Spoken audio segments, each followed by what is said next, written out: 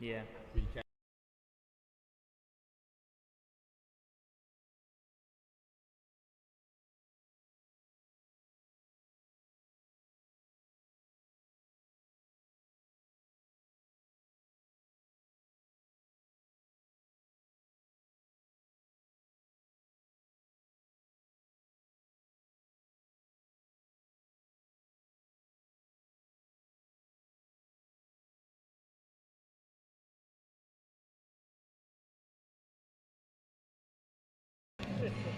You're live.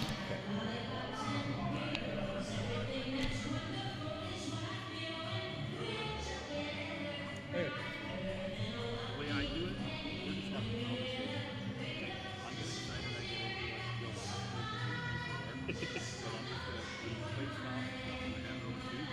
What do you think about that? It's gonna be like that. Oh, is it easier to say commercial or say blue field? What's a good nickname? They always call me Bloomer. Blue. Yeah. I like the blue. Yeah. You always know your flow, and then until you throw it back to the Okay. Like I say, I'm not very good and I've never done this, but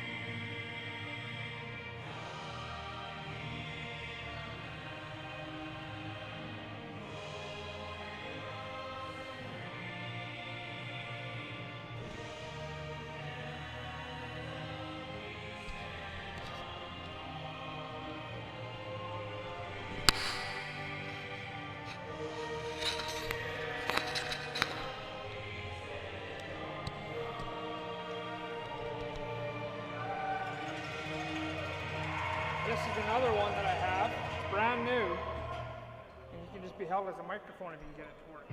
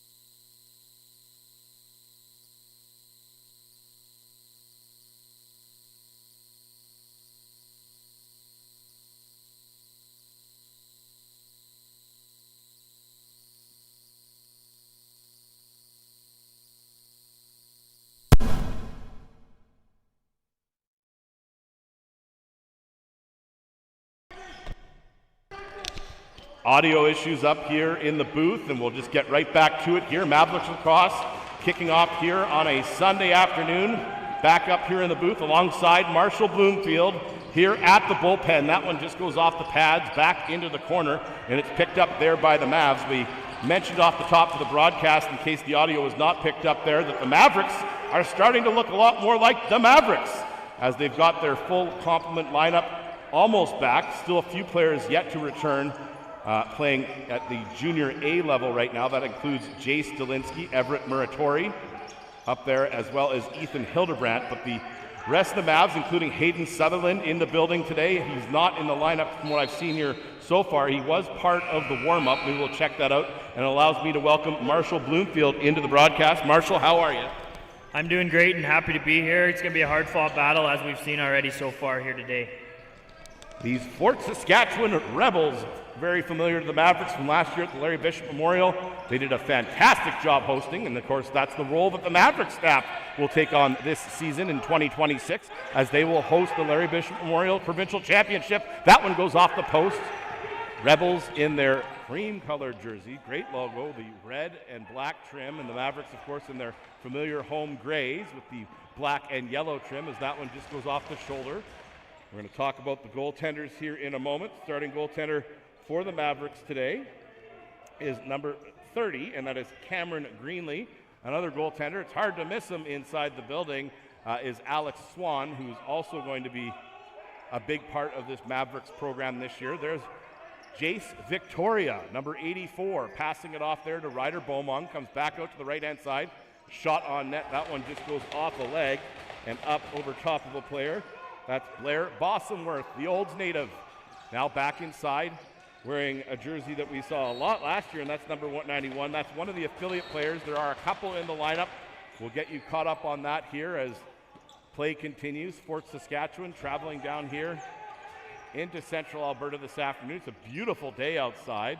They've got the minor baseball going on. I stopped in Olds on my way up the highway here at Highway 2. It's bustling there as well, as everybody excited to be back outside. I think we can finally officially say winter is over. Easton Ertmo down the right-hand side, comes back out, throws it back to the middle of the floor. That goes over there to Brendan Harnick. Harnick now with the ball, controls it there for a moment. 14 seconds remaining on the shot clock. He dives into the crease. That one blown down.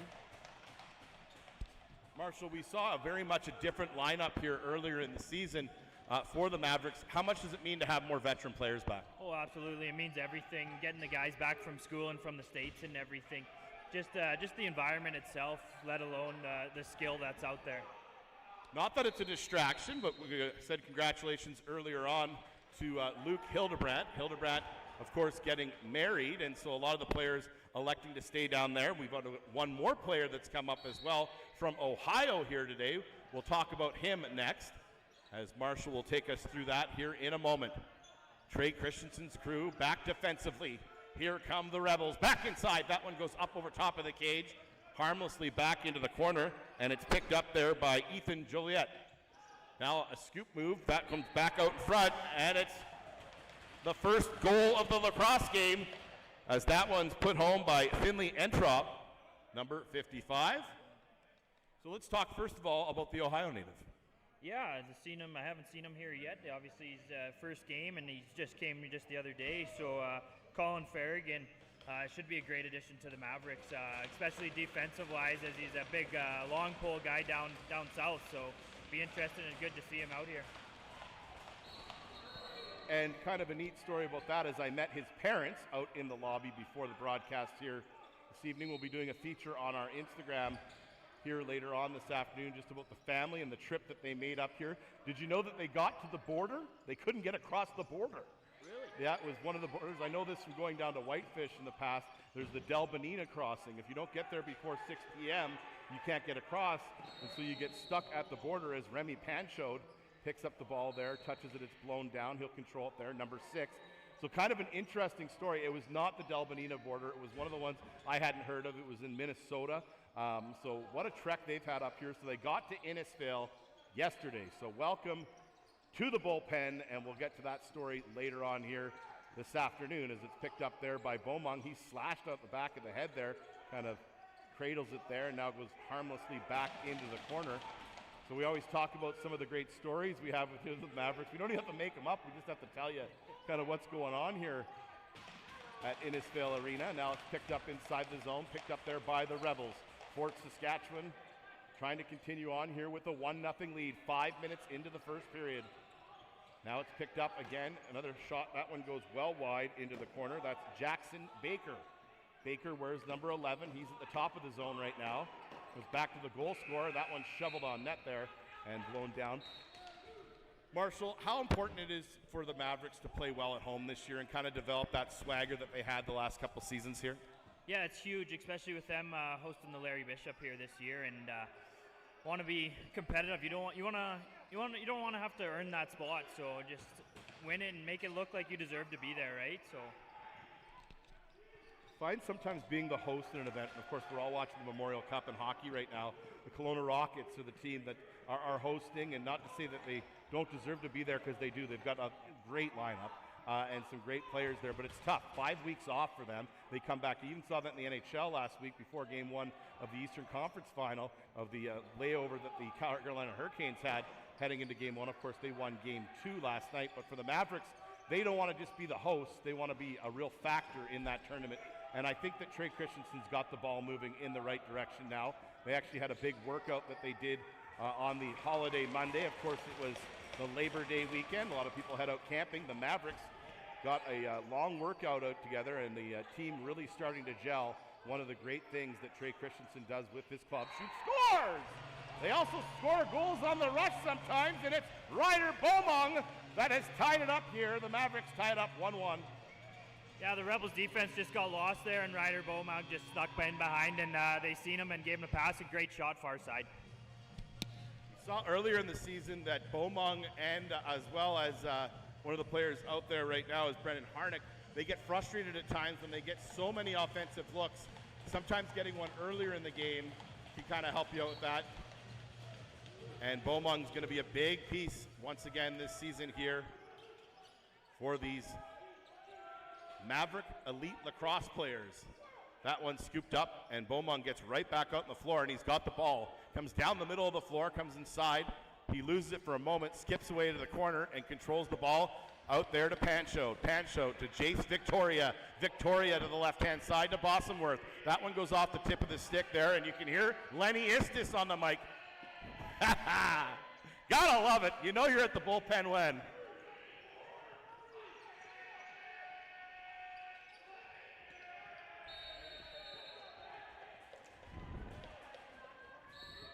Wow. Sweet pipes, they call that. As Lenny Instis back onto the broadcast. Here again as our public address announcer here this year. Thrown around now, Bossenworth, and this is what's helped them get some of these offensive pieces back. And the guy scoop move from behind the net there as it comes back out the other way. But for the Mavericks, they like to get that offensive swagger going a little bit, and you're seeing that here so far in the early stages. Yeah, you want to try and get it as big as league as you can, right? There's no safe lead in lacrosse. It's so easy to get a comeback or go on a run. So you just got to be the team to go on the run. And they'll try to get a run going here, but right now they've got to clamp down defensively. You can see all the Mavericks down there in the corner there as well, along the glass. Some of the players not in the lineup here today, as it's picked up there by Brendan Harnick. Harnick, the Ponoka native, inside. That one just goes off the top of the glove there, slashed away for a moment, and they're going to come off for a quick change on the Mavericks. Things switch up here, 12:05 remaining in the first. Shots on goal, 6-4 in favor of the guests. That's the Fort Saskatchewan Rebels, folks. Back across the other side, picked up now by the Rebels. They come back inside the zone. They'll scoop it back to the point now. Clean look now, coming down the floor. Shot on net. That one stopped by Greenlee. Good save there by Greenlee. As it comes back, and you can hear them yelling from the bench. That's Eli Johansson, the assistant coach, yelling, numbers, numbers. Pretty excited to see Eli. Yeah, Eli, great addition to the squad there a couple of years ago. Knows the game very well on the offensive side. So, an offensive guru and also a pretty good rancher out there as well. as the jack of all trades here. A great personality inside the room. I know that a lot of the younger players that aren't so young now all really look up to Eli, as they do. Did you see Caden Christensen on the bench tonight? He's kind of got a bit of a Ted Lasso thing going. Yeah, I did see that. He's dressed up. He's got quite the outfit, but I love to see it. Another one of the great coaches here. I'm just kidding. It's a great look here for Caden here today. We always try to one-up each other on our shoe game, and here we go again. Picked up by the Mavericks, coming up the middle of the floor. That one swatted away there for a moment, and it's pushed back up the floor. That's Gage Miras, another one of the local prospects here. One of the interesting things about this team is that they draw players from the Didsbury, Carstairs, Innisfil, greater area, but not from Red Deer, but they do pull players from their other programs there as well. But in terms of when they're doing recruitment in the draft, maybe you can kind of break that down for us a little, Marshall. Yeah, just being able to pick from Central Alberta is obviously huge. There's a lot of great prodigies from Central Alberta here that we haven't really seen over the past future years. The last couple of years, obviously with the Mavericks, they've been quite dominant in this league, but there's just a lot of great prodigies, and Trey's really putting them to use. I always say it's cyclical, and it happens in cycles. You saw this year with Red Deer, for instance, in the hockey scene. Madden Deneau and his team going all the way, only losing the one game, and unfortunately for them, it was the last games of the season.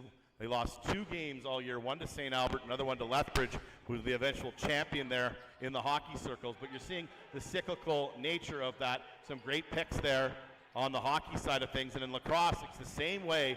And you're seeing as some of the players that are up from the Mavericks playing for the Miners are a good example of that. That one goes just wide. Picked up now by a player I didn't recognize at the start of the year because he's a lot bigger. How about Andrew Murray? Murray's created some real size out there for himself, and he is a big boy lacrosse out there now. Justin Gilbertson, one of the smaller Mavs out there as well right now. He wears the number 19. Beaumont with control, 9:22 remaining in the first period. It's 1-1 here in Innisfil. Now it's picked up there by the Rebels. They'll run it up quickly up the side of the floor. Get across the offensive end. Watch there by Remy Panchode. Being hacked away, that is Ben Renault. Renault now controls it, scoops it back, and Renault will go off for the change. One other Rebel will join him as well as they try to get some fresh men on the floor for the Rebels. Back outside, that one goes back behind the net, controlled there, cradled now. They dive on the side of the net there for a moment, and then the stick goes flying. Wow! There's some big boy lacrosse. Tell me about that hit, Marshall. Yeah, that was just a blindside hit there, and obviously he got called for interference, but he's going to be feeling that one for a little bit here. Yikes, as we head into our first break here with 8:44 remaining here. 1-1 is the score, so low scoring here to start out with. You'll see down there right now Jeremy Klessens and Wally Gens are together trying to talk to the players, and then on the other end of the bench there, they've got the defensive end of the floor going as well in conversation now. No shortage of coaches down there as well, and it's of course great to see Alex Swan back in a Mavericks uniform again this year. One of the great prospects. We talk about prospects. Tell me a little bit about Swanee. Swanee, obviously a great goalie, probably one of the best in the league, and it's huge to have him back in Mavericks jersey here again this year, and hopefully get to see him out one of these games. Not only is it huge for him to be in the lineup, but it's also huge because he's a massive individual, is Alex Swan, but very soft-spoken and what a great person, too. Also wanted to mention, and really good point by you there, the other assistant coach. I got them mixed up. I thought that was Kless, but it's actually Joel Henry, who's the new addition to the coaching staff for Trey Christensen, and Klessens was on the other end there with Caden, or Ted Lasso, whatever we're calling him here today, as it's thrown back inside. Scores! Jace Victoria has taken the lead here for the Mavericks, their first of the afternoon. A quick play inside. Yeah, what a great shovel pass there, and just a way to capitalize when great pick, up pick, and a shovel pass down just to shoot it again, and great shot. I said to you and to Trey Christensen on the bench, finally someone who can talk lacrosse with me here. I'm such a hockey guy that it's tough at times for me. So that shovel play that you just mentioned, a key to that one there. So I won't say what Trey said to you on the bench there. It was some good fodder between staff and media, off the record as we like to call it, as that one's thrown back down into the corner. Easton Ertmode picks up the ball there. Now it's picked up by Brendan Harnick. Harnick spins off the hit there, and he'll cradle it with one hand across the middle of the floor. Mavericks will get Bostonworth back out there. Here's Lenny Istis.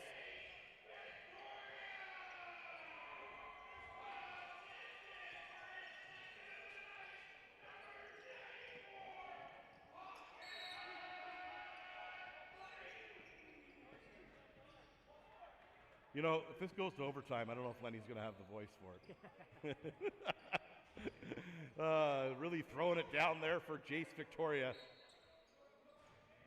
Maybe it has to go to overtime tonight because he said it was tonight. It's today. It doesn't matter. Speaking of good shoe game, how about the footwear on number 24 out there? That's Ryland Connors. He's got one of each color here as he runs across after the ball there, a blue and a baby blue one and the yellow there. I saw yesterday, I was watching some of the NBA. They got the kind of the blue shoes now too. What's going on? Yeah, obviously just everybody's competing on their shoe game, it seems, lately, and you love to see it. I'm a Nike man, so you'll see I always kind of stick to the Jordans myself as it's picked up there by Remy Panchode. Everybody was focusing on Taylor Swift and Travis Kelce. I was more interested in the guy's shoes. So that one thrown up over top. And I think this place will go through a bit of a transformation with the Larry Bishop. I know that there's a lot of work going on behind the scenes. If you want to get in touch with the Mavericks about being a sponsor for the Larry Bishop, we're starting to get that going as well. And Robin Benko and her team are heading that up. So we'll be able to kind of pass on some of that information in some of these broadcasts as well. So if you're a local business or if you're someone who just wants to support some great Tier 1 Junior B lacrosse, we'll make sure that you get a chance to reach out. You can always reach out to Brad Bouchard, our fearless president, here at the bullpen as well, as now the set up here inside of the middle of the floor there by the Rebels. That one picked up and thrown away. Now it was knocked away by Reed Lowe. Now the captain picks it up.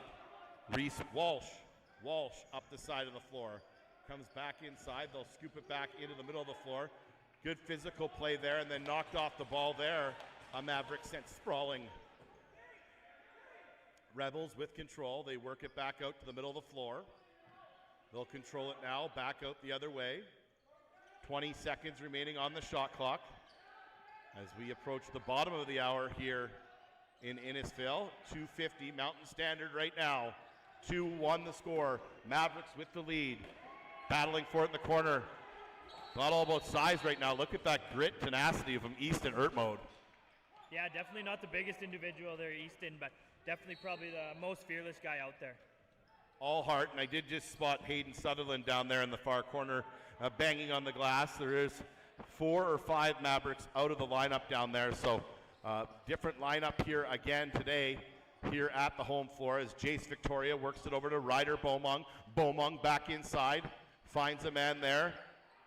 Gilbertson now throws it back to Beaumont. That one just goes past the stick there.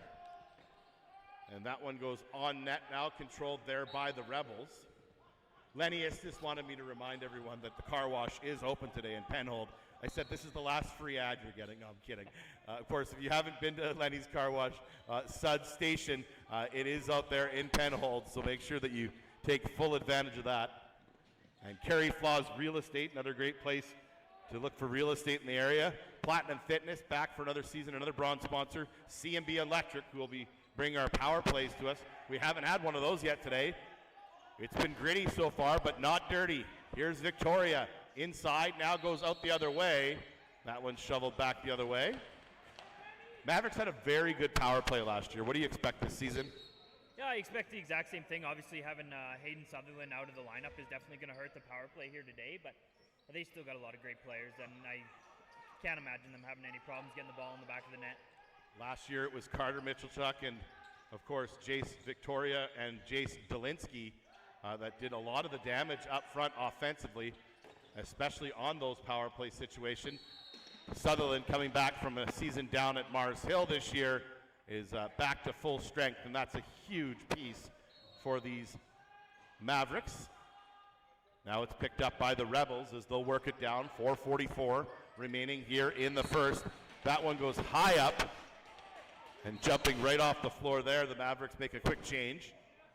Of course, leadership, another thing that's changed a lot this season for the Mavericks this year. Not returning, of course, after the fifth-year graduation of their captain, Riley Lodemeyer. Drake May, also not part of the team, as the fifth year has moved on as well. How much are they going to miss those kind of pieces? Yeah, absolutely. Riley Lodemeyer was absolutely huge, being a captain there for a couple of years. But Brendan Arnak is obviously going to step into those steps, no problem. Great leader. I was going to mention that, same as when Luke Hildebrandt left. They had some players step up. And that's the interesting part at this level, is you get these younger players that are 16, 17 years old, and then up to a 20 or 21-year-old. But they see these 20-year-olds and how they conducted themselves and how they carried themselves throughout the community as well. Kind of a fun story between May and Lodemeyer is they both got matching tattoos this year, and that's a matching second goal there for the Rebels. Mavs for life, they got them right here on their thigh. Oh, yeah, yeah. So that one beats the goaltender cleanly there. Tell me about that set. Yeah, that was just a great shot by Dylan Puck there. Just low to high, and the goalie dipped, and they went top. Beats Greenlee cleanly, and we're tied here at 2. Just under 4 minutes to play in the first as the Olds native Liam Steele digs in for the draw. He's a real key piece out there on key faceoffs throughout the game, and that keeps it going the other way. It's going to be Mavericks ball here right below our broadcast location here on YouTube. Thanks for joining us. We hope you're having a great weekend. We're sure excited to bring this one to you here from Innisfail. Now it's picked up by the Mavs on the outside. Now over to Beaumont. Beaumont on net. That one just goes wide. How about the player goes in the net, not the ball? You don't see that very often. As now it's picked up off the kicker now, and it goes up over top of the cage there for a moment. A good clean save there for the Rebels. Now they'll try to regain the lead. They throw it up the floor to the captain, who dishes it off now, and it's picked up by Reed Lowe. Back into the corner. As now it goes through 2 Rebels players, and it's going to be whistled down with 3:14 remaining. 9-8 the shots on goal, now in favor of the Mavs. A decent crowd in here. I can't tell you how much the crowds have grown over the last few seasons. Have you been here for some of those big crowd games, Marshall? Yeah, absolutely, especially during playoffs last year. There's a great turnout every time. And hey, what a goal by number 17 there. That was Beaumont, who just beat the goaltender cleanly there. Just kind of got it shoveled in there. Didn't really look like a harmless play, really. Yeah. But yeah, no, it was fantastic last year. I would stand here and look over, and of course I was doing the PA announcing downstairs, and it just started filling up, and then it kept filling up, and before you knew it, it was a full house. It was unbelievable. Great support, not only by the families and the teams that play, the people that support this team the most, but also, more importantly, the community itself. And I mentioned that when they won the Central Division. This is for you, Innisfail, as we are really proud of this program that has developed over the last few seasons here at the bullpen. Now it's shoveled away. Here come the Rebels. That one off the bar. So the Mavs regain the lead on a second goal here this afternoon by Ryder Beaumont. Outside now, held there by the Rebels. That one goes off the side of a foot there. And I think the other thing is, too, for the Mavs this year, I don't think they're going to take as many teams by surprise as maybe they have the last couple years.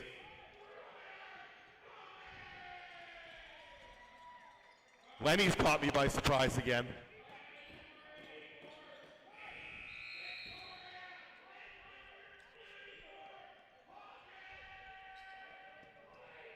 You will not get more enthusiasm for a second assist on a third goal in the first period of a lacrosse game that we just had right there by Lenny Istis. But yeah, maybe just talk to me a little bit about kind of this team won't be surprising teams as much this year. Absolutely, no. They're a team full of grit this year, and obviously losing a lot of guys to Junior A, so they're just going to have to grind everything out. And they got the coaching staff that's going to give them the options and availability to do that. So they're just going to have to work harder than every team. One of the things for me this year, too, is I was in the Alberta Junior Hockey League all the season, and it's a recruitment league. And you'd like to see this be a recruitment league, obviously, for Junior A. It is tough to see players move on sometimes, but it does show the success that they've had and that they are ready for the next level, which is great coaching and a great culture, and great organizations are able to develop players that do make it to the next level. So as much as we wish they were here, we're very happy for the success they're having at the Junior A level. Miners and Mounties was one of those games yesterday. And Miners and Raiders today, that's right. Good shovel play there. Now a clean look. Here come the Mavs. It's cut it out. Yeah, what a great pass from there. Rebels just left the guy standing back there and a clean breakaway, and obviously jumped into the crease and went short side. So what a great shot. And we've been talking about some of the players of moving on. How about the ones coming in? Luke Cuttadell, what a talent. He's been around this team for almost a couple seasons now. Hard to believe. He was with us at the Founders Cup. He came out there to Hamilton when we were out there at the college, and he was always throwing the ball against the building. His dad's on the camera here once again. Doesn't want to talk to me today because Montreal lost last night, so one of the biggest Habs fans you'll find. As that one goes off the foot there, but I saw him fist pump behind the camera there. What a great goal there by Luke Cuttadell.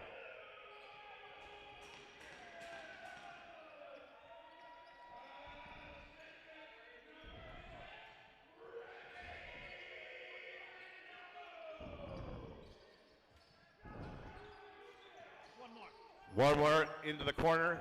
Good call there. So you just wanted to get one more pass in there. Quick shovel pass now, back to the point.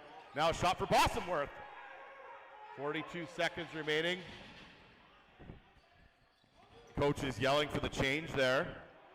And now Bostonworth comes back out across the floor. Fresh 30 here for the Mavericks. They're going to finish the period. And a delayed penalty coming up. I don't think Greenlee's noticed. He has now. He's moving. As they'll get the extra attacker on, try to get the final set up here for the period. Beaumont now, shot on net. That one just goes off the pad there. Good hard shot, and then it's picked up by the Rebels. We will have our first penalty of the day. Yeah, I didn't even see the penalty actually, but oh yeah, too many men on a fast break there from the Rebels. So now we get to check out the Mavericks power play for this year. It's okay, I've been watching the Stanley Cup playoffs. Sometimes I see them make calls. I said, I don't see the penalty either. Oh, that's a whole different situation. Clutching and grabbing. I had to laugh last night. I was watching the Memorial Cup, and they're trying to give some insight at some of the players. And when you're around these players when they're younger, you know all their parents. Well, they tried to introduce Landon DuPont's parents, Mickey and Aaron. Oh, there they are up in the booth. It wasn't them. Oh. TSN had it, and I was like, that's not them. I'm like, who do I know at TSN? I got to text Rashog or somebody, let them know. It was very funny. Instead, I took the video and I sent it to the family. Time expires here in the first period. We wanted to mention that as we will have that family segment posted on Instagram later on this afternoon as well. Mavericks lacrosse continues. It's 4-2 after 1. We'll take a break. Marshall and I will be back for second period coverage. Coming up next.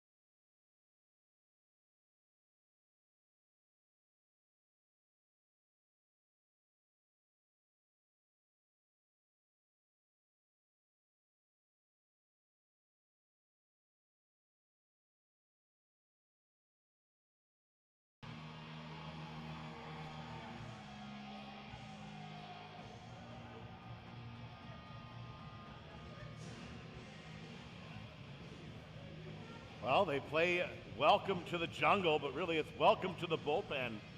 Try to keep it country here, especially with Eli back in the building.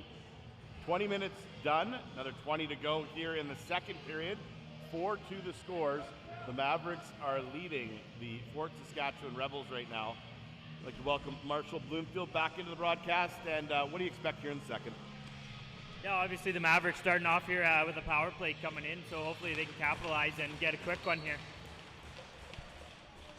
Talked about how much of a key the power play has been for this Mavericks program. We'll see if they can keep the offense hot here. Let's call it Farragon, another one of these players that we just started talking about here today, back in the lineup. He is wearing the number 72 out there, so it's exciting for the Mavericks to have some fresh blood here at the bullpen. Now it's picked up there at the top of the zone there by Ryder Beaumont, who's been a real key to the cog here so far with 2 goals in the day. Push back out there to Brendan Harnick. Harnick back over there playing catch now with Beaumont, who works it back to the far side there to Remy Pancho, who gets the shot off, but that's it. And then we'll try to get things back reorganized here. The Rebels now with the ball will pick it up, and it's the captain, Reese Walsh. Back inside the zone, 19 minutes to go here in the second period. 2-goal lead here, as still time remaining here, but good job here by Fort Saskatchewan to keep the ball, to try to kill some time here. And they've done a wonderful job of that so far, and great ball control back inside the zone. They go back the other way. Now it's picked up. That one goes off the wall high up into the middle of the floor, and chasing down it there is Elijah Lashmer. I almost said Drake May because he's wearing May's number 18 from the last few seasons. Lashmer, another one of the new additions here to the Mavericks. Picked up there by Beaumont now. Beaumont throws it back into the corner. Pancho now. Pancho, one of those players that played some great ball down there in the States this year. That's the other thing that's really become a development tool here for the Mavericks program, is these players that are going down and playing in the NCAA. How much of an experience would that be for these players? Yeah, it'd be a great experience, obviously, and biggest thing is keeping your hand in the stick, keeping your stick in your hands in the off season. It's so big, so you don't have any really off season. When you come back, you're still ready to go. Yeah, we'll talk about that more here in a moment. Is now fast up the floor. Here come the Mavericks. Another delayed penalty coming up here. Good point out there. Thank you, Marshall. As it comes back to the point, now controlled here by the Mavs, and they are able to get Greenlee out of the bed again here, as they are up actually 6-on-4 right now, and 5 now as the one penalty has expired. Now another ball coming up here for the Mavericks. Picked up now, back out the other way. It was funny, before the game I was talking about spring hockey and how I like to see the players outside playing baseball, doing other things. Kind of saw on my Instagram even, Connor McDavid getting some time away from the rink. Kind of rejuvenates you, but for these lacrosse players growing up here in central Alberta, and we had a wicked winter this year, you don't get a chance to get outside and throw the ball around, and you're going to see that development curve, I think, now really establish this Mavericks program with those players that do play all season. If they don't lose too many of them to Junior A lacrosse, it's going to be a real cog to the wheel here for them as they'll continue on here. Of course, this power play brought to you by CNB Electric. An electric start here for the Mavericks, starting to look, as I said earlier in the game, more like the Mavericks. Picked up, the Rebels get back to it, and of course they'll throw it down the middle of the floor as they'll try to kill off some more time on this penalty. 17-15 remaining here in the second period, and now here come the Mavs back up the other way, and another penalty coming up here. Mavericks are going to have a 2-man advantage, but they don't need it. They got Brendan Harnick scoring goals as number 15 throws that one home.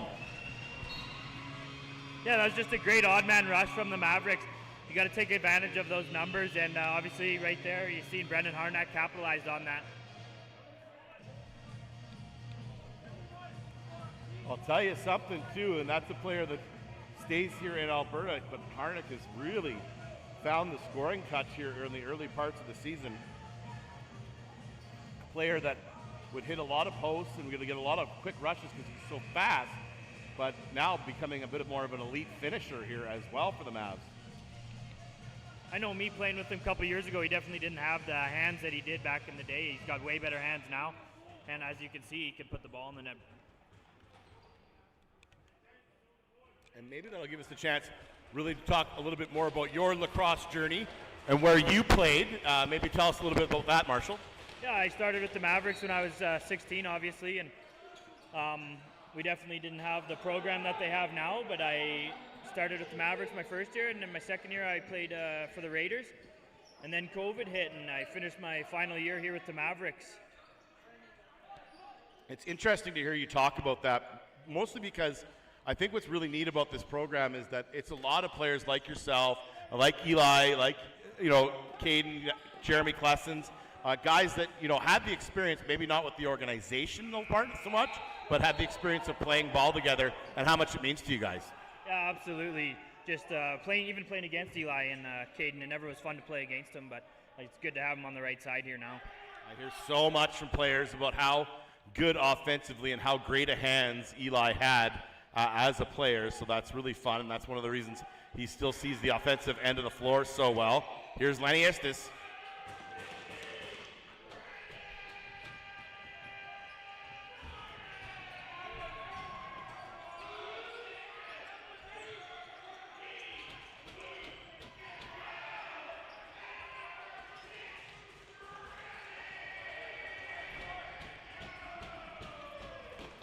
I feel like we're going to have to pick up some sponsors like Fisherman Friends or Halls or something. There's no way he can keep those pipes going, can he? Unbelievable stuff. Lenny Estes on the mic here at the Mavs. And now a little bit of a dust up in the corner. The refs have seen enough. And it's going to be Beaumont for a slash here. I know that because the referee was yelling 17. Beaumont with 2 goals, now a penalty. Mavs lead here by 3. Quick timeout here at the bench as they'll get things organized out on the floor here with 15:39 remaining. The Mavericks now with a 6-shot advantage on the shot clock. Picked up now by the Rebels. Back to another CMB Electric power play. Picked up by the right side. That goes off the sleeve of the goaltender's jersey there. That's Jackson Baker with the shot, and then losing control of the ball is Dylan Puke. As it goes back the other way, picked up there by Harnick, back in the corner, back outside there with Cuttadell, the veteran and the rookie out there together. And Harnick was knocked on his backside there, and it's going to be awarded the ball here to the Mavericks. It's Luke Cuttadell. Now it's picked up at the side of the bullpen here. Slowing things down here with control. Minute 21 remaining in the penalty as it's picked up there by Cuttadell. He slams on the break. What a little stutter move that was. Another good play back in front. It's waved off, but man, you can just see how he's starting to get that confidence to pull this stuff at this level. Yeah, he's as a rookie, he's unbelievable out there. I can't wait to see him as a 5th year and how good he's going to be. He's going to run this entire league. It's a real stutter step move there. He kind of just slammed on the brakes and then just kind of turned the Jets back on as now it's picked up here by the Rebels. You've got some great talent of their own here at the bullpen. Now coming up is Lashmer. Lashmer on net. That one's scooped up there easily. We should mention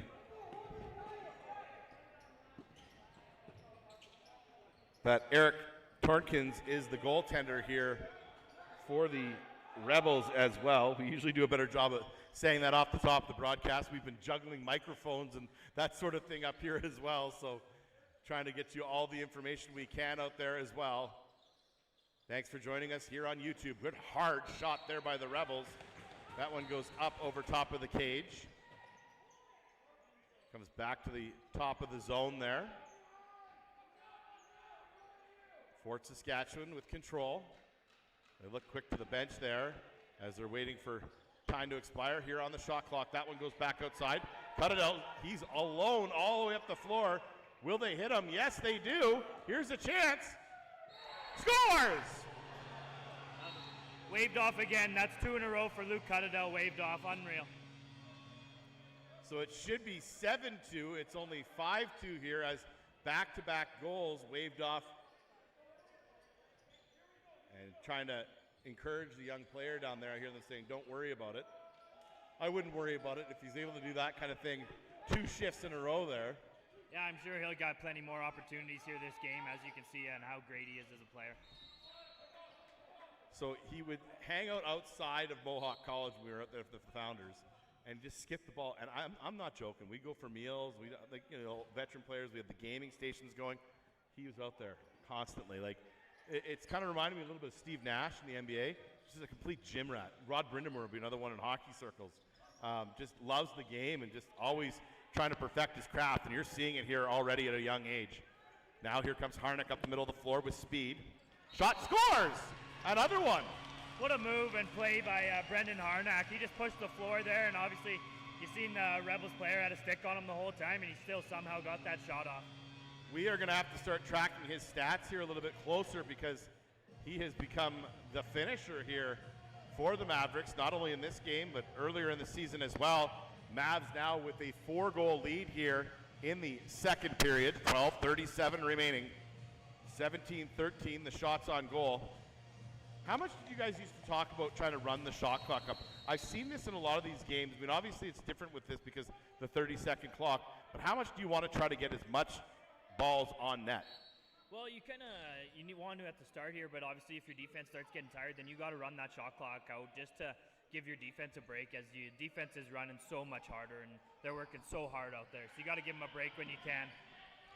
Really good point. So trying to keep the energy on the bench there. Now shot off the crossbar. The energy has not subsided downstairs, though. Rennie is throwing down another masterful performance here on a Sunday afternoon. And player was tripped up. It was Lashmer who's going to take a penalty here as he was going to the bench. He tripped up Bennett Frey. And so 18 is going to be getting the lone penalty for tripping. We'll head back to another CNB Electric power play.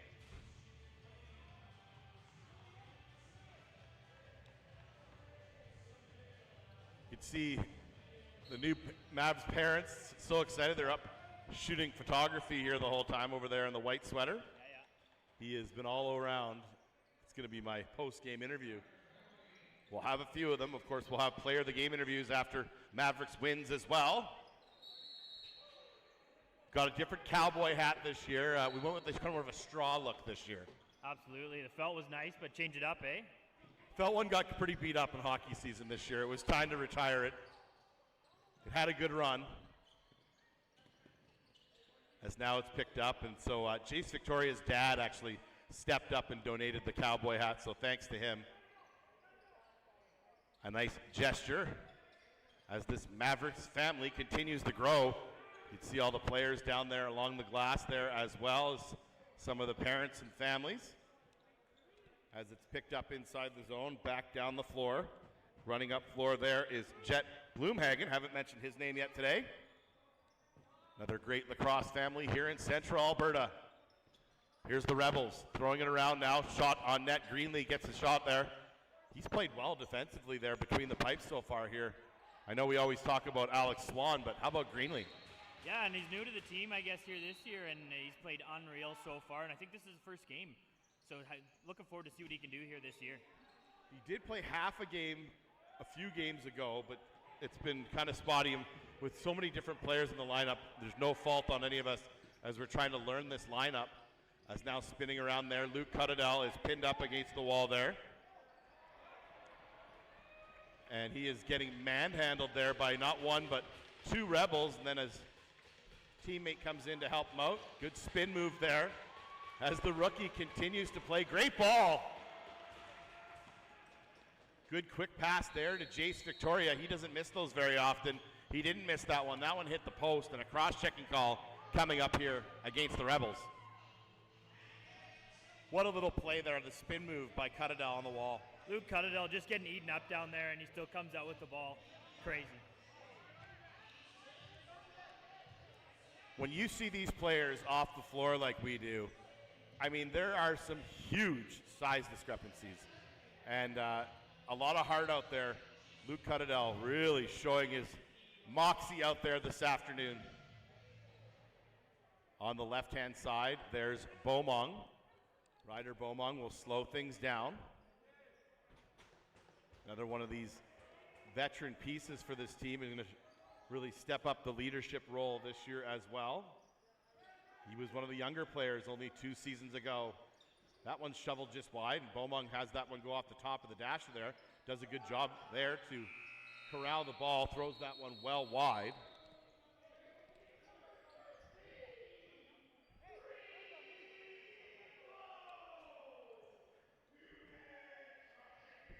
He's even leaning into the penalty calls. So there's the penalty call there for the Rebels. So 1:29 remaining on the penalty. Greenlee will come and join his Mavericks teammates here. He's got a kind of a different look today. He's got the arms of the jersey tucked in inside his shoulder pads there. Maybe because they're such a big jersey. Those are triple XL, those jerseys. Yeah, Have you seen that before?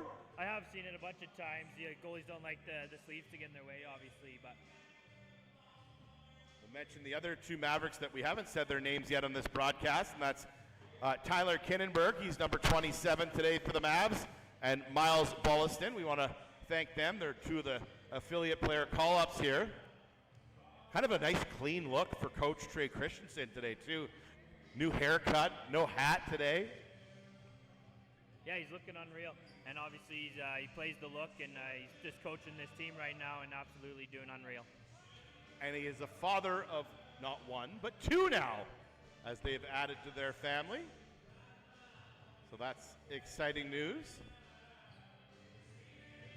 for the Christensens. I can't tell you, there's no way I'm up here broadcasting with you right now without Trey. He's been so patient with me, teaching me everything he knows about the game. I'm trying to pick up as much as I can every day that we're with the team. He's so forthright with the information, but he's such a good coach too, that he's been coaching me through this. So if you're enjoying these broadcasts, Trey gets a ton of credit. And if you're not enjoying them, I'm only kidding. So Greenlee with his sleeves tucked back in between the pipes here for the Mavericks at the far end of the floor. As the Rebels will get back to work here. Continuing on here, that's Eric Radetsky, number 81. Radetsky now has it spin off the wall. He's got control, and he'll work it all the way back to the top of the middle of the floor here. And they're trying to lock him off. You can hear the coaches yelling that down there right now. Comes back out, and that one just skips all the way through. 9-11 remaining here in the second. Mavericks with what we would say would be a comfortable lead at 4 goals, but Lacrosse goes so quick that nothing's ever really comfortable, is it, Marshall? No, absolutely not. Anything can happen with 4 goals. That's nothing. That's 4 possessions. So you just got to keep grinding. Yeah, it's actually almost more of like a basketball analogy. When you get those possessions and then you're able to capitalize on chances, and then you see a couple disallowed goals, keeps them in it. Cuttadell tries to get one that is allowed as it comes back out into the slot area there. Picked up behind the net. There's 2 6s down there battling out. Remy Panchote and Nicapilo, who picks up the ball now. He's wrestling for it now with one of these new Mavs. You know how like when a cow has a calf, we need like a term for the young Maverick. You should be able to Google or AI that by now. Picked up inside the zone there by the Rebels. They scoop it back out front. Good offensive set there as they get that pass into the slot and make a quick shot. Yeah, it was a great defensive play to not allow that pass to get through, obviously, and now they got possession going back up the other way, which is what you need. There's another couple little plays there by Luke Cuttadell. He loses control of the ball, but he still is able to tick it a couple times with his stick, maintains control, and now a battle ensues right below our broadcast location here on YouTube. And they call them for holding. And it's going to be back to Mavericks possession here. It's Brendan Harnick. Harnick scoops it in and then goes off for a quick change. And now back on, jumping inside the fold. Victoria works it back to Bossenworth. Now it's picked up here by the Rebels. They've got speed, saying to the player, no, take the change. They do make the change now. It's a good thing they did. Good shot on net. Score! as Ethan Jolivet buries that one. He comes in off the break there. Tell me a little bit what that's like. You're doing a run down the floor there. The guy comes on the change, and then you come out the other door there. Yeah, obviously with having the coming in on one side of the door, you gain an extra 20 feet to get an extra little lead on the Mavericks guy there, and obviously capitalize. We used to play that as a trick play in hockey. You bring one guy in the back door and let him go out the front, but it's no trick here at this level, as these players very familiar with how the changes work. And now here's Brendan Harnick on a quick change of his own. That one goes off the bottom bar there. He finally has one that doesn't beat the goaltender, as he's had the hot stick here so far for the Mavs. Here come the Rebels back the other way. We talked about this, and hopefully it's not my fault. They were up, and now a huge melee.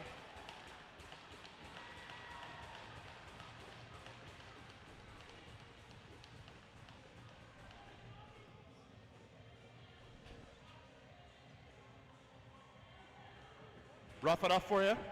Absolutely, a little scrum down in front of the net as obviously one of the Rebels guy hit their goalie, and obviously you love to see the Mavericks protecting their goalie. You can't have that. Even the linesman or the referee who was in the middle of that, he got rolled up in there.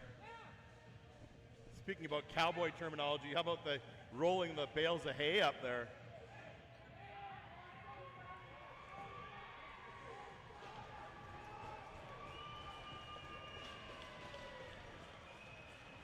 So that brings a little bit of juice into the building. Yeah, obviously, and now you see Alex Swan going and stepping in for Greenlee here. Let's see what Alex can do. And there it is, the home debut of number 37, Alex Swan, back between the pipes here for the Mavericks. Almost feels like it's a familiar scene, but we haven't seen it yet this year, as he's back out there, and you can see slowly picking up one of the sticks there inside the crease as well. I mean, I can't help but refer to Alex, and I know him so well now, as a bit of a gentle giant. Absolutely, absolutely. So quiet in the dressing room and everything. You don't really notice he's there other than the size of him. Until he's not. And then he'll say something, and it's so bang on that you're like, he's just one of those guys, very cerebral. My favorite memory of Swanee was we were at Niagara Falls. We did a trip with the team and wanted to do something outside Lacrosse, so we took the players to Niagara Falls. Swanee was standing behind all of the tourists. He must have been like 2 feet taller than everybody. And it was almost like people were walking by and they're like, wow, it was just hilarious. And I don't think he even noticed, but it was super funny. I got some great pictures of it. What a great day we had out there at Niagara Falls. And that was one of these multiple tournaments that this Mavericks team has been able to take part in. That was, of course, the 2024 Founders. 2025 was in Calgary, hosted by the Calgary Shamrocks. Of course, the Mavericks, a big part of that one as well. And then 2 Larry Bishops in a row as well. A lot of success, but it's those memories, I think, that kind of has galvanized this group. Absolutely, yeah. And the Mavericks grow so much as a team, being able to play into late August. It's awesome. And Blake Sutherland and I, before the game, were sharing a story about our travels. So myself, Brad Bouchard, and Blake Sutherland a couple seasons ago decided to drive to Hamilton. One of the biggest regrets, no, I'm kidding, one of the greatest road trips of all time, that we started in Red Deer and made our way all the way across Canada in a 36-hour stretch, towing all the gear out there for the team, as well as a couple barbecues. We had the best setup of anybody at that 2024 Founders Cup, and what a road trip that was. And we brought that up because before the game we were talking about the border problems that they were having. Well, we didn't go across the border, and that was probably our biggest mistake. Because if you go over the top side, unbelievable. I could not believe how far Winnipeg to Hamilton was. It wasn't, getting to Winnipeg I always thought was, that's half the drive. It was maybe a third of the drive. But what an experience that was. And of course, we survived on Tim Hortons for a couple days when we arrived, and the rest is history. The Mavericks finished 5th in that event. They finished 4th last year. Can they improve on those great seasons here this season, as they are off and running here at the bullpen on a Sunday afternoon? You can see that the referee actually has a piece of gauze up his nose. So I think the ref actually got the worst of that scrum. Now back out the other way. That one shoveled back inside the net. And now another tangle up here at the other end.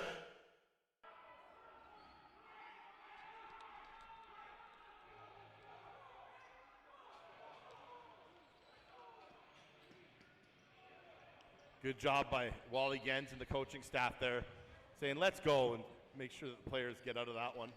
As we're back to lacrosse here, under 7 minutes to play, 6-3 the score. And how about the penalties up on the board here? So a 5-minute major here against the Mavericks, and only the 2-minute variety here. Is the other way around? Yeah. Sorry, that's my mistake.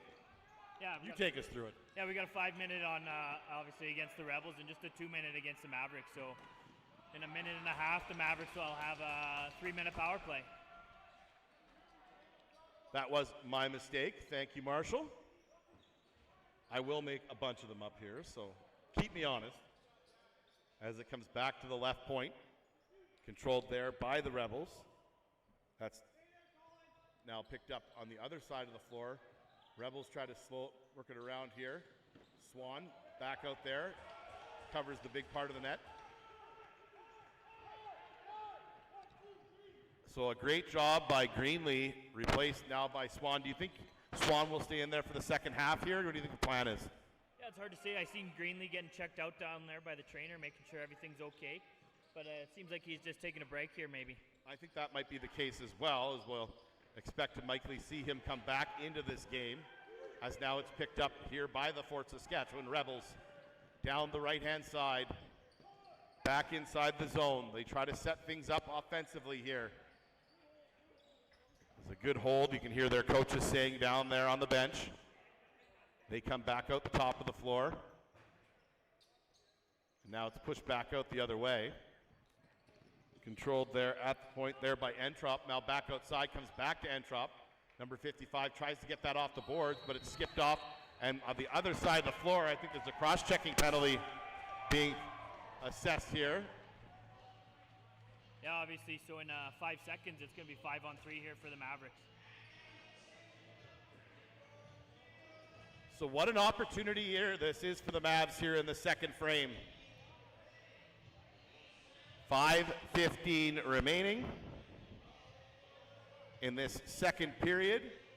Only 5 seconds remaining on the lone penalty here against the Mavs. They've already started another C&B Electric power play, and now they'll add another player to the floor as they're back to full complement are the Mavericks.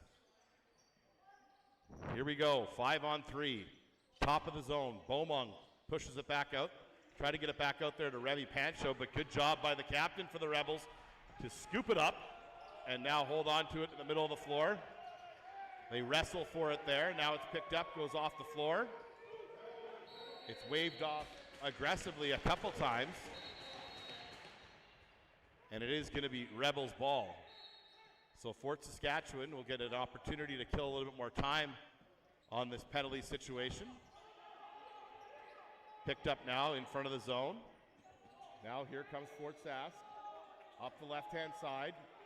Good spin move there, as it's controlled nicely there by Ashton Johnson. Johnson throws it back into the corner. It's picked up by Harnick, who tries to throw it up the floor and does so as it's picked up there by Remy Pancho. And they'll call a timeout. The Mavericks will take a break here with 4:12 remaining. We'll take one as well and be back with the play here in second period action.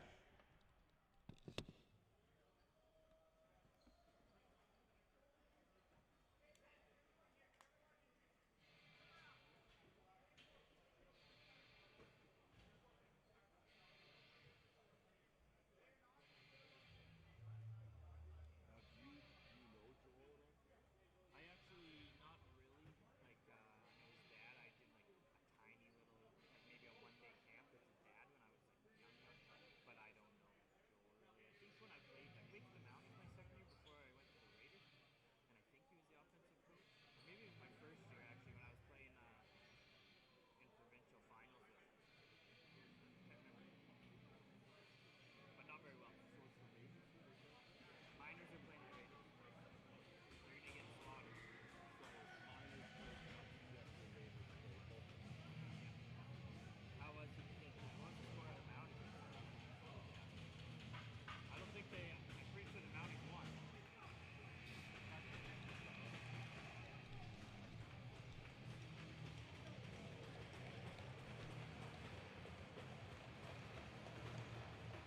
All right, action about to renew here at the bullpen.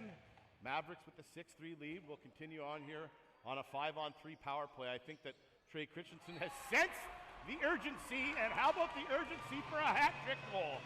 There is Ryder Beaumont. Yeah, the ball movement on that play was just impeccable. Just obviously cross crease to cross crease.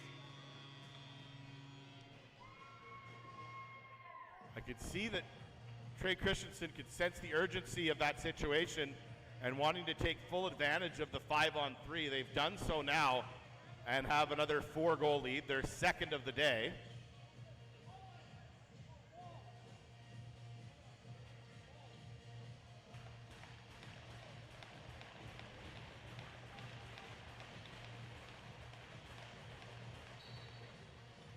Scramble draw there, Liam Steele watching his man there as it's picked up there by Knox Despins. Despins now inside the zone is being watched there by 3 Mavericks, and that knocks the ball loose. Loose ball. Other important part is picking up loosies. Now it goes out the other way. What a play there as Alex Swan catches it with his left hand and just puts it back into his stick, and they work it up the floor.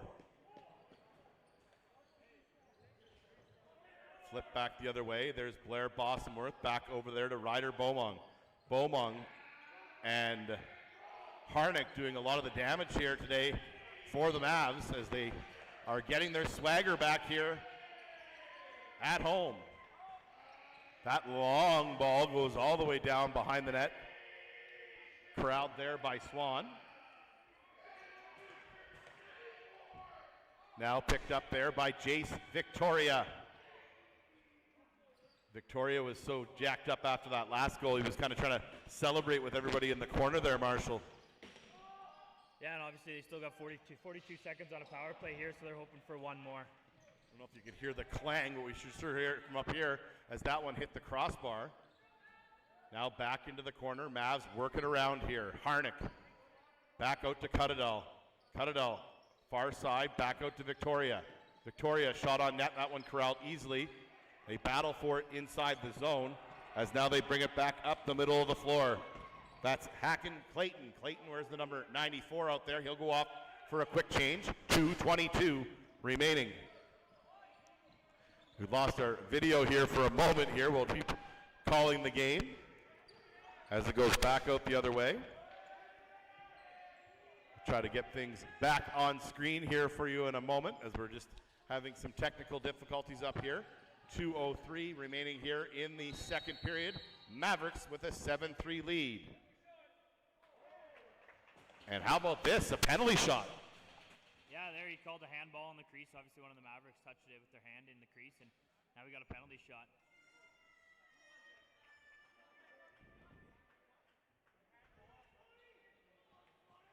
So a handball in the crease.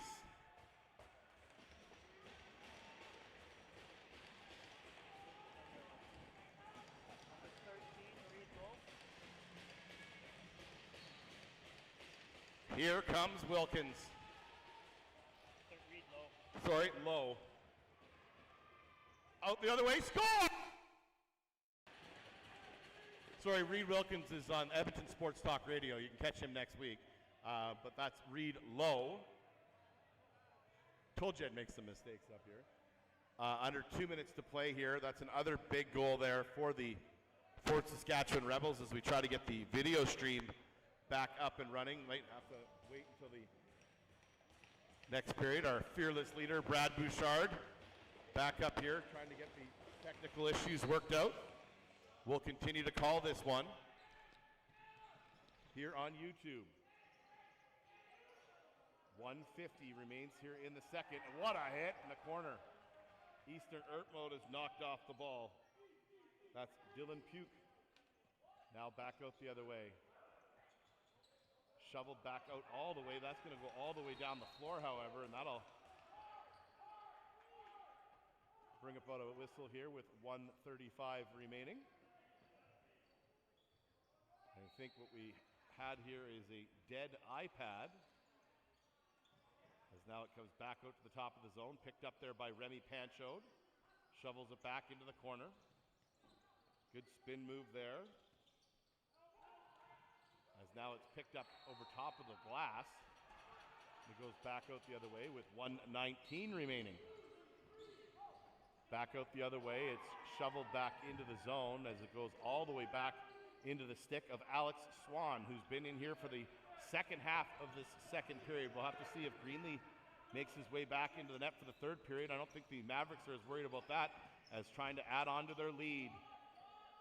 There's Ryder Beaumont, 7-4 the score. He's got 3 of them. They lead by 3. Goes back into the corner, back out the other way. As now it's picked up again here by the Mavericks. Bossenworth shoots, scores! A great hard shot by number 44, and the Mavericks are up by 4. That was just a great shot placement. There's no goalie had no chance saving that and going post in. Great shot there, and that one beats the goaltender. And with 43.2 seconds remaining, the Mavericks will have their third 4-goal lead of the lacrosse game.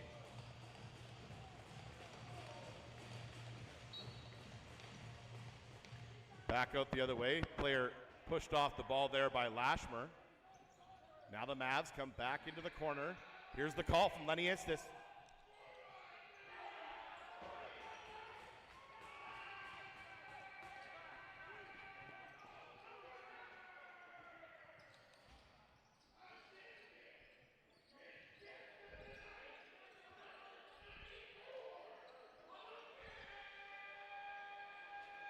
So Clayton with his 5th assist of the afternoon. Back inside, that one's shoveled off the shoulder. Back out the other way, Rebels with possession now as time will expire here in the second frame.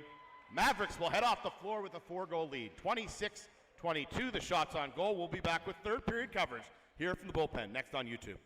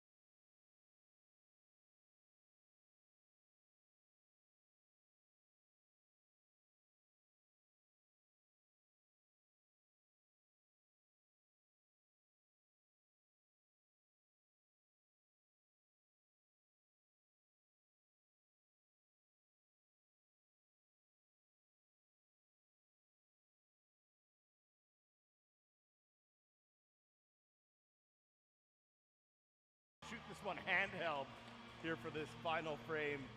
So hopefully not too shaky over there, are we? Had a little bit of a problem with the iPad there in the last period. It's dead. So we've moved on now. As our fearless reader says, shh. I think they noticed when they missed the penalty shot, did they not? But we brought all the other action here for you. I'm really having a good time up here. Joined again for this third period with Marshall Bloomfield. Marshall, what do you expect here in the third? Obviously want to hang on to the lead. Yeah, it's going to be a lot like we've seen in the first two periods, just hard-fought battle, and hopefully the Mavericks can secure the win.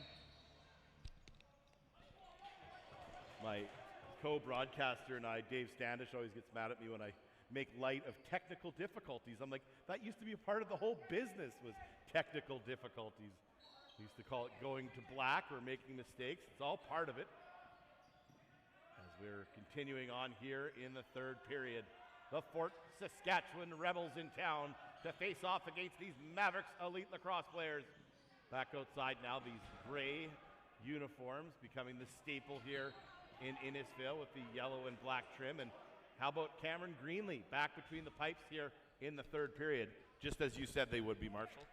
Yeah, just as I expected. Just gave him a little break after he got banged up there, and he's got all checked out, and obviously he's good to go. A little bit different than the hockey circles that I'm used to, when usually when you relieve the goaltender of his duties, that's kind of that for the night, but different in lacrosse. And you're right, sometimes a little bit banged up. Try to give him a breather, especially being a younger player, and trying to lean on a very good, now veteran goaltender in Alex Swan, trying to learn the ropes here at the bullpen. 19-15 remain here in the third period. 8-4 the score. The Mavericks with a 4-goal lead. They've had 3 4-goal leads. Now it's picked up by the Fort Saskatchewan Rebels and looped back out to the top of the zone. That's Ryland Connors. Back out the other way. They try to get to the top of the zone, try to get a clean shot off. Goes back behind the cage. Good ball movement here by the Rebels. That one goes hard off the wall there, but then the shot clock will expire as we've just passed 4 o'clock Mountain Standard here in central Alberta. Back up the other way. Comes out across the floor there, back inside the zone, controlled there by Jace Victoria. Victoria, his second year with the Mavs, works it back to the left-hand side as it comes back to the top of the floor now and shows some of the spirit here inside the stands. Good crowd formulating on the Mavericks side there on the far side of the bullpen. Of course, this is also the home of the Innisfil Eagles. And that's the dressing room that the Mavericks use here on their home floor. Back inside the zone. Mavericks with offensive control here, 2 minutes into the third. Back out top, couldn't get things set up there. Marshall, what do they got to do here? You don't want to sit on the lead. You want to just keep coming at them offensively? Yeah, obviously you got to keep pushing the floor, and you want to keep hammering that goaltender with shots. But like I say, running the shot clock with the lead is always good, just to minimize the offensive or the opponent's offensive time. And that's why I brought it up, is we talked about the shot clock there in the second frame. Now it comes back inside, shoots, scores! The Rebels have made it a 3-goal game. That one skips through the feet of Greenlee. How hard is that for these goaltenders, especially down low? I'm always so fascinated about the gear for these goaltenders and how you stop the ball at the lower part of the net. Yeah, absolutely. You just got to trust your footing and your positioning, because obviously you can't see your feet. But just don't have that advantage like they do with the bigger pads. Of course, it is a smaller net in lacrosse as well. Good close-up shot there. Now down the left-hand side of the floor. Back out the other way. That one's shoveled into the corner and corralled again by the Mavericks. Mavericks with possession on the side of the floor. They get it back to the center of the floor as they try to get the offensive set going here again. It's Jace Victoria. Victoria back inside the zone. Cradles it back to the center of the floor. Bostonworth has a goal. He's on the far side there. Back out to Remy Panchode. Panchode back inside. Shoveled on net there. Tell you one thing, the Mavericks haven't stopped coaching down there. You can really hear them. Yeah, obviously no lead is safe in lacrosse, like you say. It's only a 3-goal game right now, and that's 3 possessions, so you got to keep at it. One of the things I've heard a lot of the coaching staff talk about is their own personal experience. Oh, I remember when that happened. When you got a player like Luke Cuttadell, who's just learning the ropes, it's so advantageous to have those guys on the bench. Long shot, beats Greenlee. There's another one for the Rebels. Yeah, and now we can see Greenlee's coming out and Swan's going back in to relieve him here. Hopefully Swan can stop the ball here.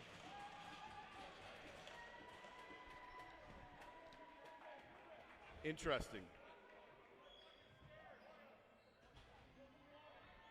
For those kids watching at home, we'll try to keep it a family show here as the Rebels bench. Pretty fired up after that one. Comes back out in front of the penalty boxes here, right below our broadcast location here on YouTube. Thanks for joining us here. Junior B Tier 1 lacrosse here in the Rocky Mountain Lacrosse League. The Mavericks hosting the Fort Saskatchewan Rebels. On net, score!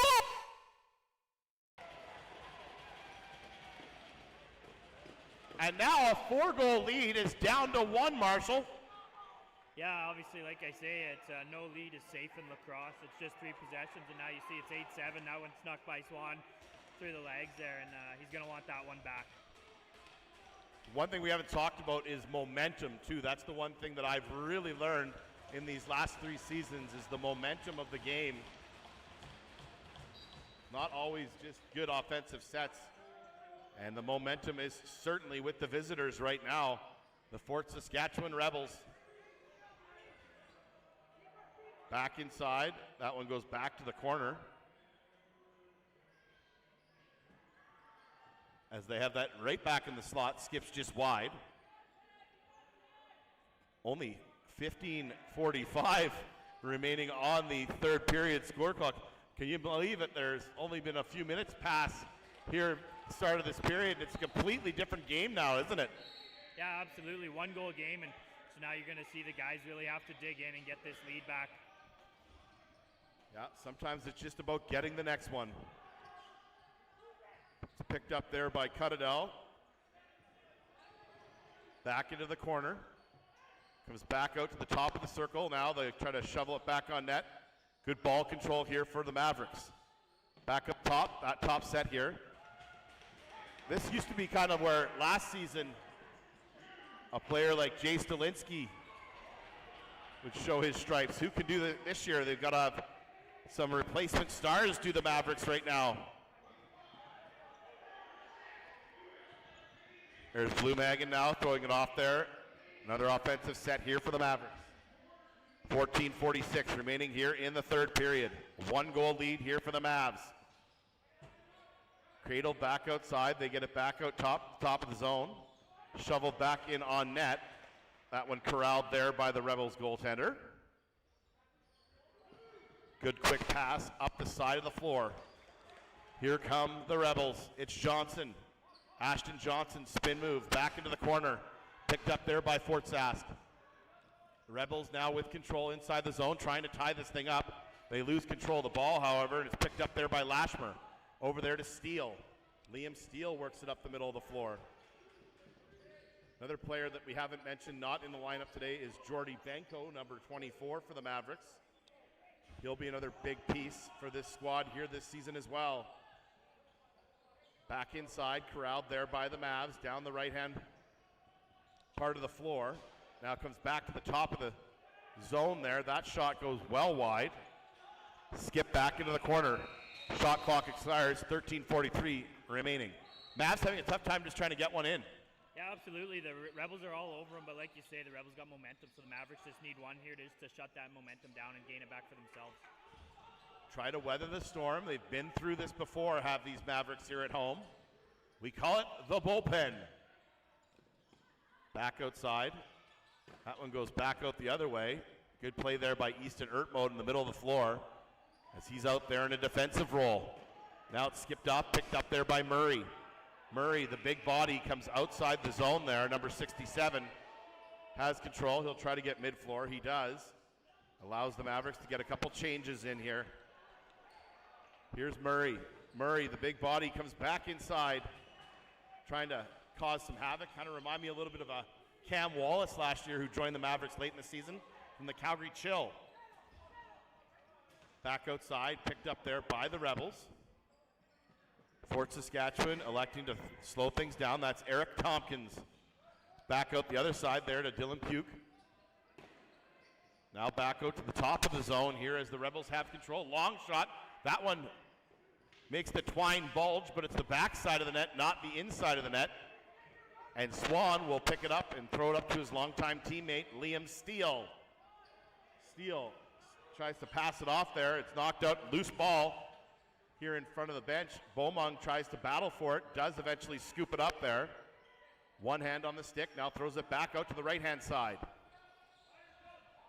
Mavericks trying to get back to the offensive attack. It's been 3 straight goals here for the Rebels. Now looking to make it 4. Back inside the zone. That one goes off the crest of Swan's jersey. See, the only difference with Alex is that that jersey looks like it fits him.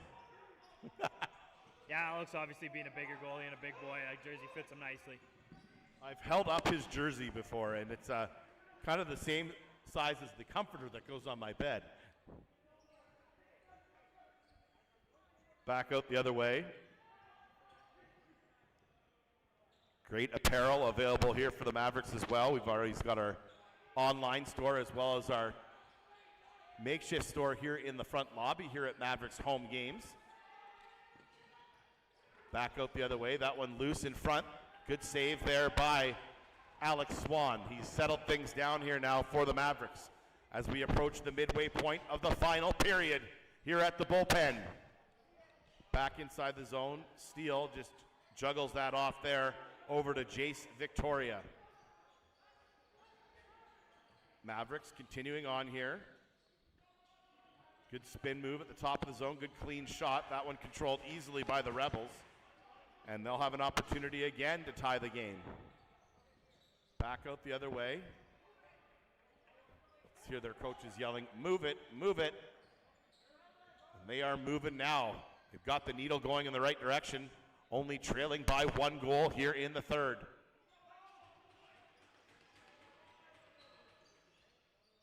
Marshall, when you get these momentum shifts like this, how easy is it to try to maybe want to slow it down yourselves now that you got it to a 1-goal game?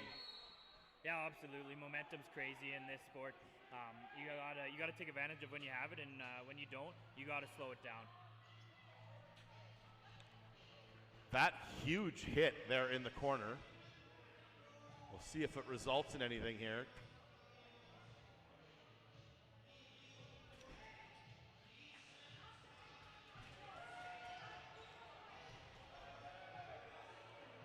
It doesn't look like it has.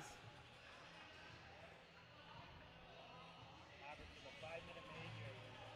Yep.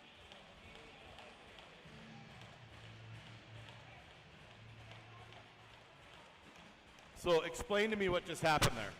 Yeah, Jed Blumenhagen, number 88 of the Mavericks there. He just kind of ran at the guy and got a 5-minute boarding, so the Mavericks are going to have to fight through this one to keep the momentum up. So I know we gave a plug to TSN earlier, but this is a turning point of sorts, and you can see that Trey Christensen's down there in the corner talking to the officials about it. Probably not that fond of the 5-minute call. What an opportunity here for the Fort Saskatchewan Rangers.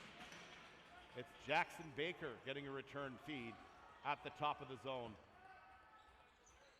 Mavericks are going to have to dig in here. Of course, with the major penalties, it does not come off the board when they score the goal, which they just did there in the middle. Is it going to count, though? Looks like it does. I didn't know if they were inside the crease there.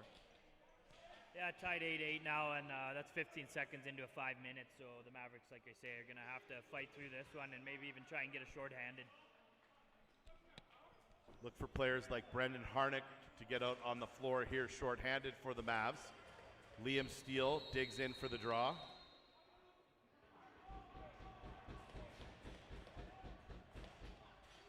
One piece of good news there for the Mavericks is it is their possession.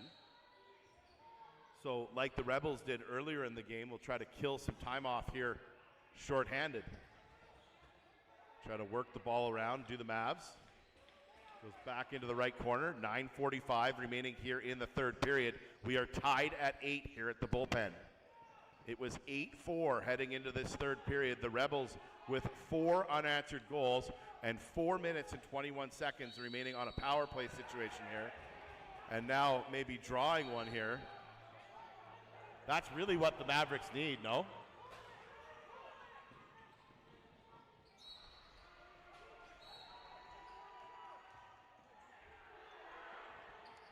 As now it's picked up inside the zone here by the Rebels. Little spin off the man, goes back in the corner, shot on net, stopped by Swan.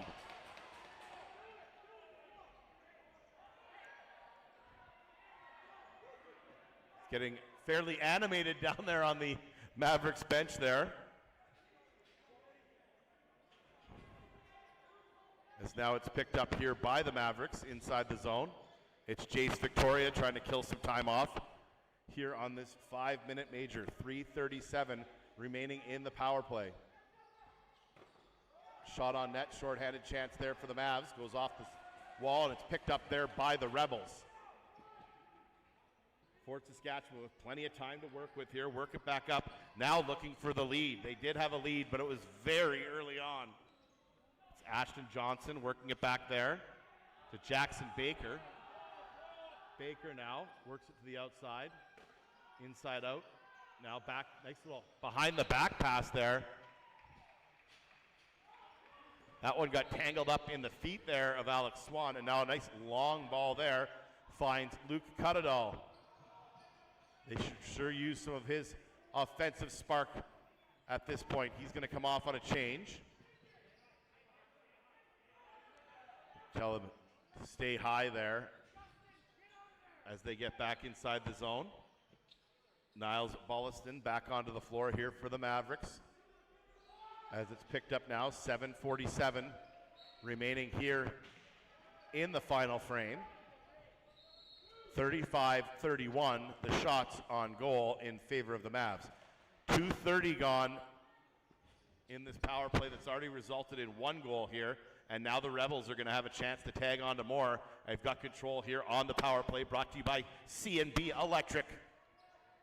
It's been an electric game here this afternoon. Thanks for joining us here on YouTube. Back outside, that shot on net goes wide, goes off the top of the stick now. And it's controlled now back inside the zone. Now running up the floor with speed is Lashmer. Shot clock expired there, that's why you heard the buzz. As the Mavericks are doing a pretty decent job here so far, killing off this penalty, are they not, Marshall? Yeah, absolutely. 1 goal so far, but they got to keep going. There's still 2-minute power play. There's lots of time, so still 7 minutes left in the game. They got to take advantage of it here soon. On the other side of things, the Fort Saskatchewan Rebels trying to take advantage of this long power play situation here in a third period that has seen them score 4 unanswered goals. Can it be 5? That one just goes off the top, and then a rebound chance. Good save there by Alex Swan. Now a long toss there to Harnick. That one's cut off easily there with 1:30, 90 seconds remaining in the penalty here. Play continues now inside the zone. Harnick back out there defensively. Picked up there by Baker. They try to return feed, they'll miss. And it comes back and it skips over. Here's a quick chance for the Mavs.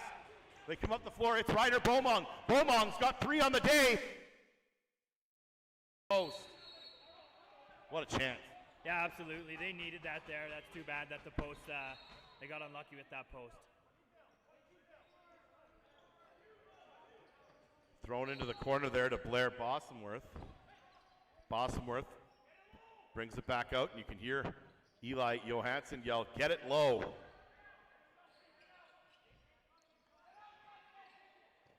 "46 seconds remaining on the penalty. As we're tied here at 8. Crazy 8s here on a Sunday afternoon. Comes back in, and can number 88 make it back on the floor here?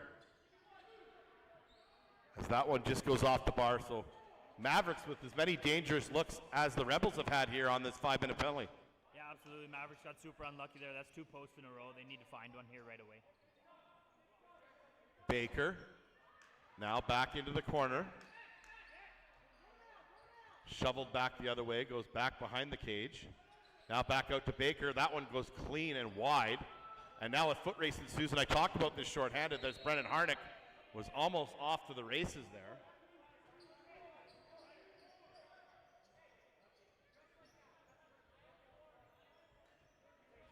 So the ball will be in the far corner here, and it controlled there in deep, as Coach Johansson wanted, there for Jace Victoria, who takes a return feed. Panchode, another veteran, comes back out onto the floor here for the Mavs. Luke Cuttadall, the rookie, back outside. Mavericks working around. Victoria now, they've killed it off. So if you think about it, really, a 5-minute penalty, 15 seconds in, they get one. To kill that much time on the clock is huge for the Mavericks, and that's huge too. They've scored to regain the lead. Crease. That was crease, no goal. And they called crease, no goal. Again, you know why? It was Luke Cuttadall. That would have been a hat trick. 3 disallowed goals on the crease violation. People probably watching at home saying, well, if he's in the crease, it's not a goal. So I'd have to agree with that.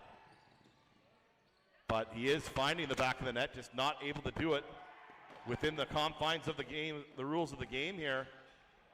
And now Alex Swan will pick it up in a bit of a lazy dump off the wall there. I'm not sure what he was trying to do there. And knocked away. That ball almost made it all the way up here into the broadcast booth. It's going to be picked up there by Jack Nickel, number 9. Nickel works it up the side of the floor there. We're in for an exciting finish here at the bullpen. Mavericks trying to play it physically there.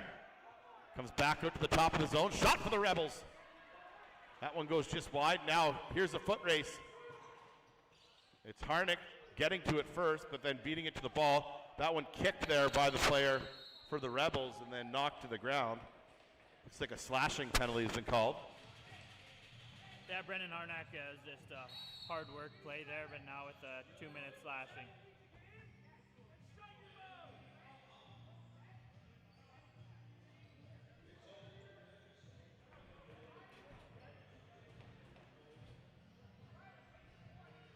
I can't imagine if this does not go the Mavericks' way that Trey Christensen is going to be very happy. No, absolutely not, and as he shouldn't be.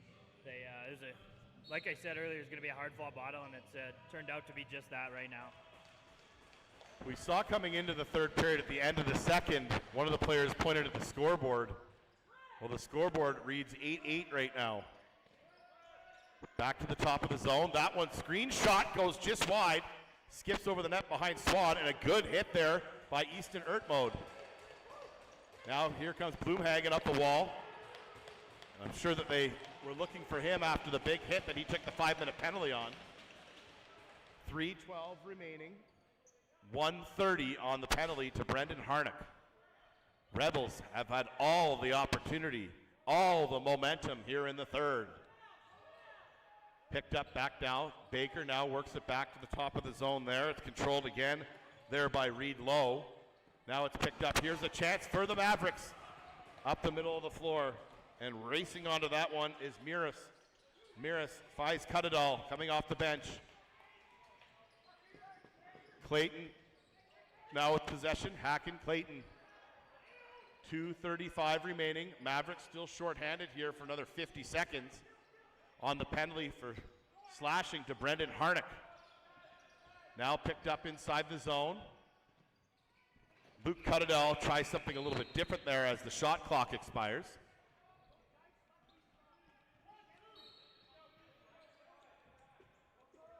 .218 on the game clock, 33 seconds remaining on the penalty.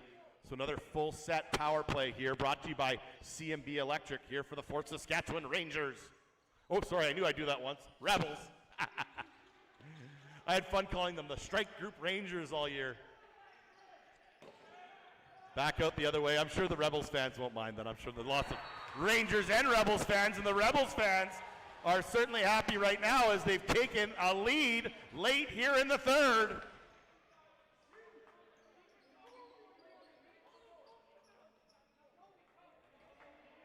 It's Reed Lowe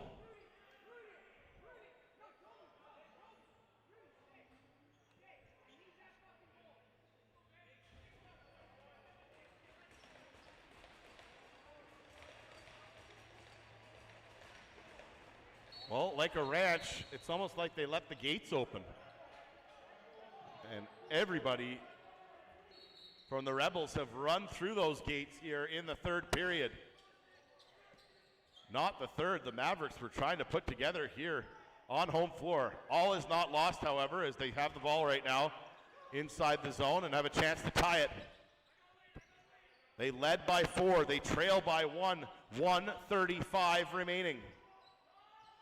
Chase Victoria, long shot goes wide. Picked up there, again there by Clayton. That high shot goes over top of the cage as the shot clock expires. When do you expect to see the goalie come out? Yeah, next possession, the goalie has to come out. And that one blown down. So the Mavs get a bit of a break there and a timeout called. We'll take one of our own here and save our breath for the last minute 15 here at the bullpen.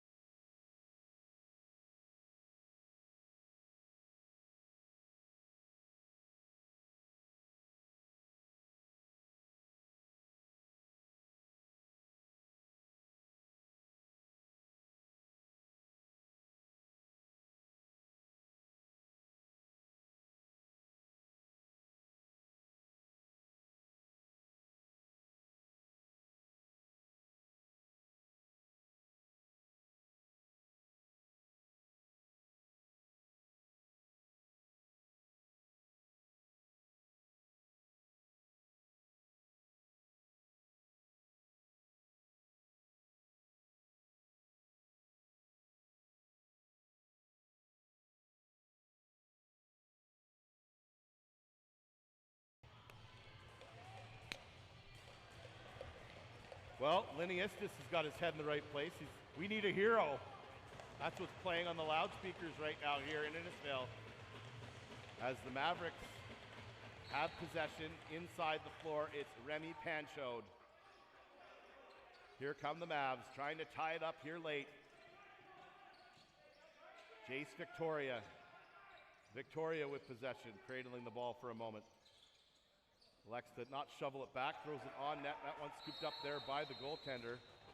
And I think a timeout's been called here by the Rebels. Yes, it has.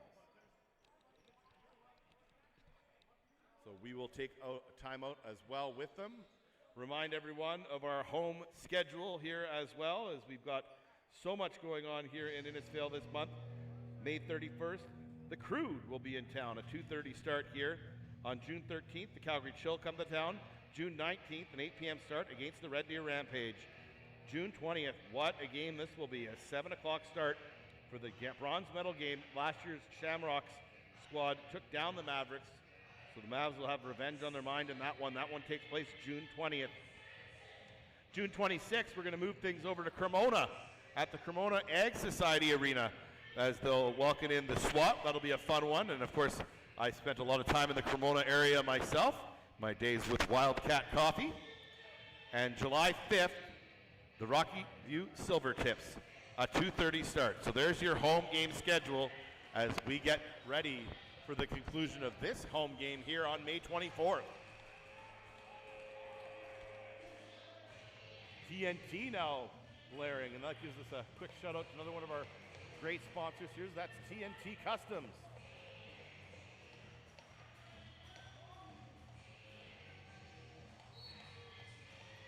We'll see if the Rebels can explode here.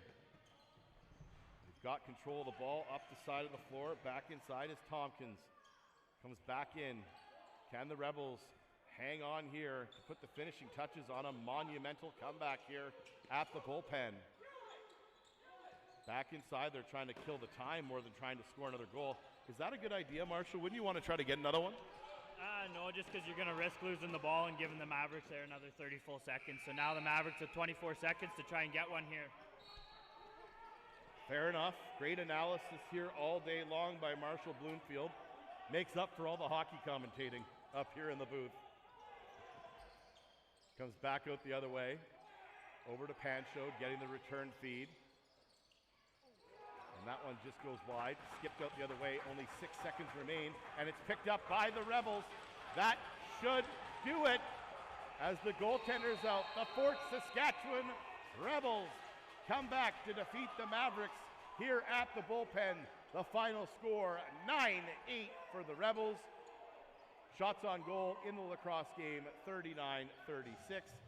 A dejected Mavericks team will shake hands here with the Rebels, and we will wish them the best in the rest of their regular season schedule and hope to see them down the road as well.